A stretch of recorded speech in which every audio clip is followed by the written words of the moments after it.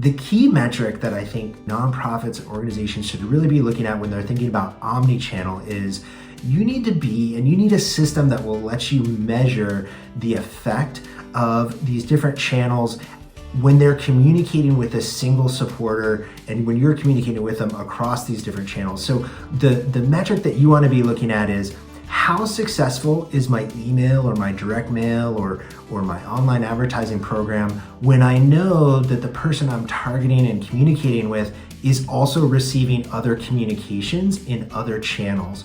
If you're sending, if you're trying to get me, Mike, if you're trying to get me to make a donation, you want to be looking at, hey, if I just sent Mike a piece of direct mail, what are the results of that sort of kind of communication? And then how big of a lift, what's the additional impact and the additional likelihood that we're gonna be able to get Mike to make a gift if I also add an email channel to that, an online advertising channel, an SMS message.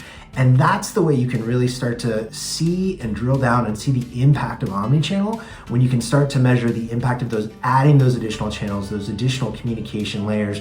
And then of course you can go from there and say, well, we've communicated with Mike. We know that we can send him these messages and these 5 different channels that we're using. And we know that these 3 channels are particularly effective with Mike.